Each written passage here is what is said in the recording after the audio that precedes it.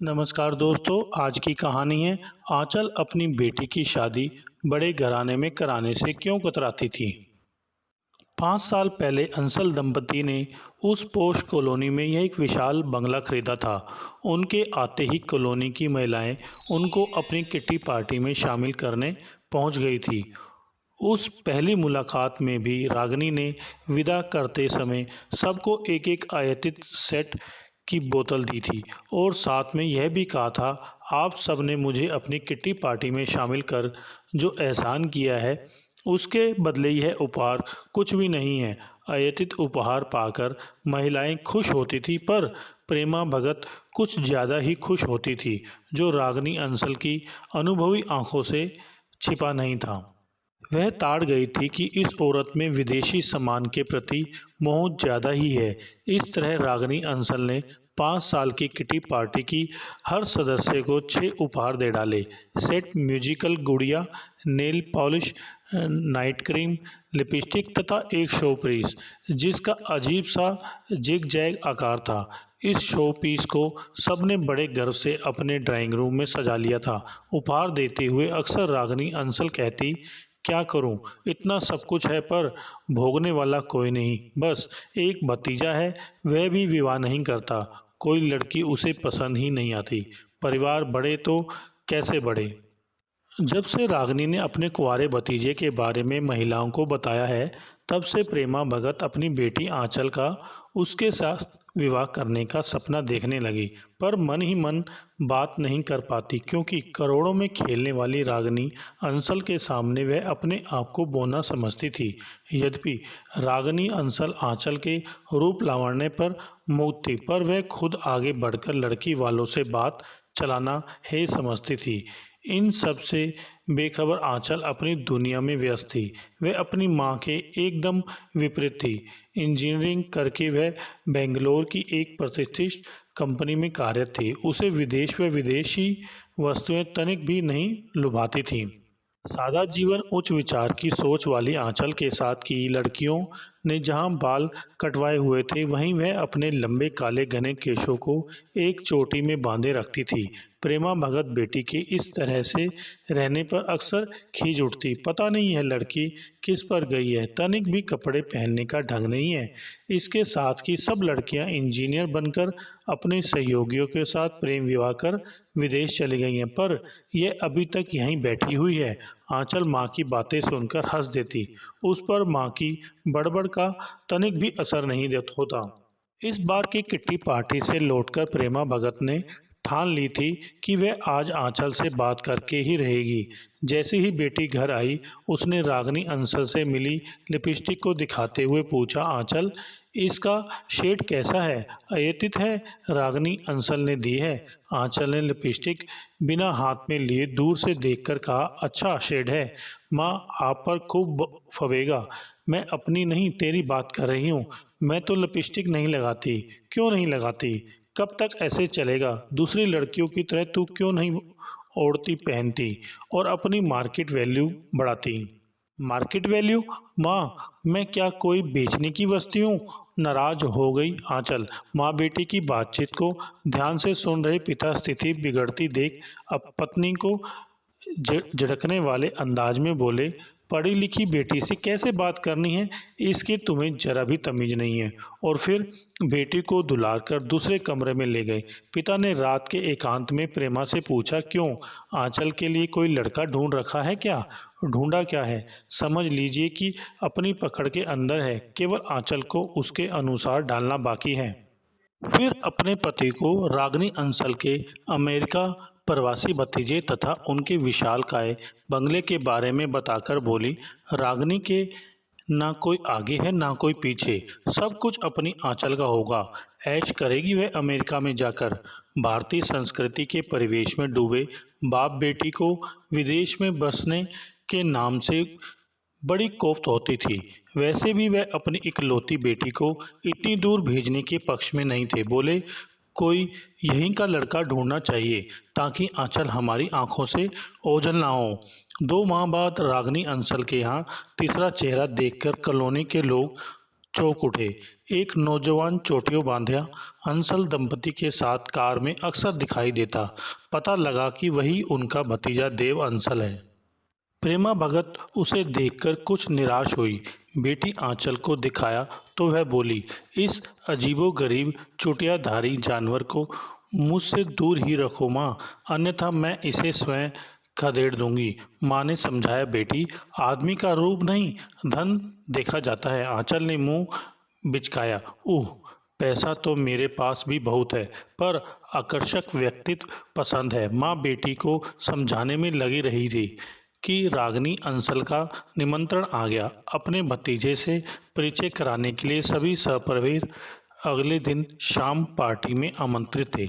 आंचल जाने को तैयार नहीं थी, पर माँ के रोने धोने के कारण तैयार हुई। पार्टी क्या थी, एक अच्छा खासा बड़ा आयोजन था जिसमें शहर के तमाम बड़े बड़े उद्योगपति, बड़े बड़े नेता, सरकारी अफसर सपरिवार आए थे।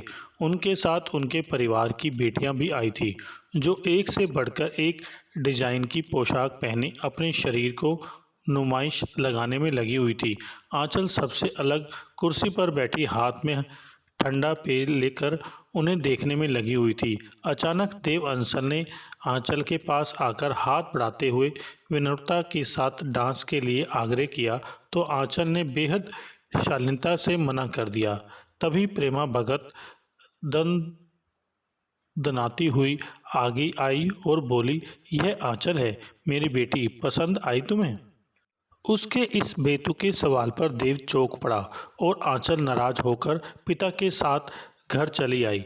अगले दिन अंसल दंपति के घर लड़कियों के माता पिता की ओर से देव के लिए विवाह प्रस्तावों की झड़ी लग गई। रागिनी अंसल के जोर देकर पूछने पर देव बोला, मुझे आंचल पसंद है। चौंक गई रागिनी, क्योंकि भगत दंपति की ओर से कोई प्रस्ताव नहीं आया था। एक सप्ताह के बाद रागिनी अंसल को भतीजे के लिए झुकना पड़ा।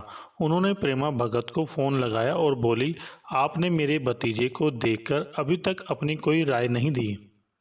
क्यों नहीं रागिनी जी, मैंने आपके भतीजे को देखा और पसंद भी किया, पर आपको क्या बताऊं?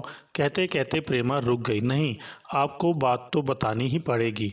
श्रीमती अंसल की रोबीली आवाज़ सुनकर प्रेमा भगत का मुख अपने आप खुल गया और वह बोल पड़ी, आंचल को देव की चुटिया पसंद नहीं है। आंचल की नापसंदगी सुनकर रागिनी को धक्का सा लगा और उन्होंने आहत होकर फ़ोन रख दिया। यह पता चलते ही देव अंसल ने आम भारतीय युवाओं की तरह तुरंत बाल कटवा लिए और पहुंच गया आंचल के ऑफिस। देव को इस नए रूप में सामने खड़ा देखकर आंचल चौंक उठी। देव बड़ी विनम्रता के साथ आंचल से बोला, मिस, क्या आज शाम ऑफिस के बाद आप मेरे साथ एक कप चाय पीना पसंद करेंगी? उसके निमंत्रण में एक अनोखी आतुरता का भाव देखकर आंचल मना नहीं कर सकी। इस पहली मुलाकात के बाद तो दोनों की शामें एक साथ गुजरने लगी। दोनों के ही घर वाले देव व आंचल की मुलाकातों से अनजान थे, पर बाहर वालों की नज़रों से कब तक बचे रहते, खासकर तब जब मामला अंसल परिवार के जुड़ा हो। दोनों के घर वालों को जब उनके आपस में मिलने की जानकारी हुई तो भगत परिवार बेहद खुश हुआ, पर रागिनी अंसल के पैरों तले धरती खिसक गई। इस बीच देव ने आंचल के सामने विवाह का प्रस्ताव रख दिया। आंचल ने भी हाँ कर दी। बेटी के हाँ करने के बाद सुनकर प्रेमा भगत ने उसे खुशी से चूमते हुए कहा, आखिर बेटी किसकी है? एक भव्य समारोह में देव व आंचल का विवाह हो गया। चूँकि अंसल परिवार के साथ रिश्ता हुआ था और आंचल के माँ बाप ने यह पता लगाने की कोशिश नहीं की देव अमेरिका के किस शहर में रहता था तथा वहाँ काम क्या कर रहा है, फिर भी आंचल के बॉस केशव ने उसका त्यागपत्र अस्वीकार करते हुए उसे समझाया, आंचल, मैं तुम्हारे पिता समान हूँ, बहुत अनुभवी हूँ। अनजान देश में अनजान पुरुष के साथ जा रही हो। बेशक देव तुम्हारे पति हैं, पर तुम उसके बारे में अधिक तो नहीं जानती, इसलिए नौकरी मत छोड़ो। वहाँ न्यूयॉर्क में भी हमारी कंपनी की एक शाखा है। मैं तुम्हारी पोस्टिंग वहीं कर दे रहा हूँ, अवश्य ज्वाइन कर लेना। देव को बिना बताए आंचल ने वहाँ का नियुक्ति पत्र संभाल कर रख लिया था। एयरपोर्ट पर विदा करने आए लोगों की भीड़ देखकर आंचल को अपने भाग्य पर रश्क होने लगा। लगभग 16 घंटे की हवाई सफ़र पर देव अपने ही ख्यालों में खोया था। बड़ा विचित्र लगा आंचल को। पहली बार आंचल को ध्यान आया कि देव ने अपने बिजनेस के बारे में उसे कुछ भी नहीं बताया था। पूछने पर बोला, दूर जा रही हो तो खुद ही सब देख लेना। न्यूयॉर्क शहर की सीमा से लगा मेरा कारखाना है, कारों के कल पुर्जे बनते हैं। आश्वस्त हुई आंचल जानकर न्यूयॉर्क पहुंचकर अगले ही दिन सुबह देव कारखाने चला गया तो उस विशालकाय बंगले में आंचल अकेली ही रह गई। देव जब तीसरे दिन भी नहीं लौटा तो चौथे दिन बोर होकर आंचल ने नौकरी ज्वाइन करने का मन बनाया। कंपनी की न्यूयॉर्क शाखा के बॉस रेमंड ने उसका बेहद गर्मजोशी से स्वागत किया, पूरे स्टाफ से परिचय करवाया। पति के रूप में देव अंसल का नाम सुनते ही वहां अचानक चुप्पी छा गई। आंचल ने चौंक कर रेमंड की ओर देखा तो उन्होंने इशारे से आंचल को अपने केबिन में बुलाया और पूछा, क्या वास्तव में तुम्हारे पति देव अंसल ही हैं? रेमंड के प्रेषण और स्टाफ के लोगों की चुप्पी को देखकर उसे किसी अनहोनी का पूर्वाभास हो रहा था। कुछ रुककर रेमंड के ने फिर पूछा, मैडम, देव अंसल से आपका विधिवत विवाह हुआ है या आप दोनों की लिव इन व्यवस्था है? यह लिव इन व्यवस्था क्या होती है? मैं समझी नहीं सर, स्पष्ट बताइए। आंचल कांपते हुए बोली, जब बिना विवाह के लड़का और लड़की पति पत्नी की तरह साथ रहने लगते हैं तो उसे लिव इन व्यवस्था कहते हैं। रेमंड बोले, विश्वास नहीं होता कि देव अंसल जैसे व्यक्ति ने विवाह कैसे कर लिया। वह तो लिव इन व्यवस्था का पक्षधर है। तकरीबन 2 साल पहले अरुणा नाम की एक लड़की देव के साथ लिव इन थी। गर्भवती हो गई तो देव पर विवाह के लिए जोर डालने लगी। तब देव ने उसे अपने घर से निकाल बाहर किया। सुनते हैं उसने आत्महत्या कर ली है। आंचल ने उनका वाक्य पूरा किया। चौंक कर रेमंड ने आंचल की ओर देखा और बोले, नहीं, उसने आत्महत्या नहीं की थी, उसकी हत्या हुई थी। पुलिस को देव पर शक था। वह इस मामले में जेल भी गया था पर सबूत के अभाव में छूट गया। आंचल याद करने लगी अरुणा को, जो उसके साथ कॉलेज में पढ़ती थी और अचानक पता चला कि उसको किसी एनआरआई से प्रेम हो गया था और वह हमेशा के लिए अमेरिका चली गई थी। रेमंड ने बताया कि देव ने अपने कारखाने में ही एक छोटा सा बंगला बनवा रखा है। वहाँ आजकल मिली नाम की अमेरिका लड़की लिव इन व्यवस्था में देव के साथ रह रही है। फिर कुछ रुककर बोले, यहाँ आने वाले कुछ भारतीय पुरुष दोहरा मानदंड अपनाते हैं। अकेले में यहाँ कुछ और भारत में माता पिता तथा रिश्तेदारों के सामने कुछ अलग मुखौटा ओढ़े रहते हैं।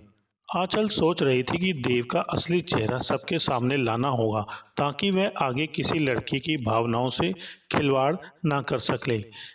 अपने दफ्तर के एक अमेरिकन सहयोगी के साथ वह अंसल के कारखाने की ओर चल पड़ी। ठिकाने पर पहुंचकर आंचल ने देखा कि कारखाने के पश्चिमी छोर पर स्थित बंगला दूर से ही लुभा रहा था। वह कारखाने के सामने वाले दरवाजे से न जाकर बंगले की दूसरी तरफ वाले दरवाजे से अंदर घुसी। कुत्तों के भौंकने की आवाज़ सुनकर अंदर से एक बेहद खूबसूरत युवती बाहर निकली।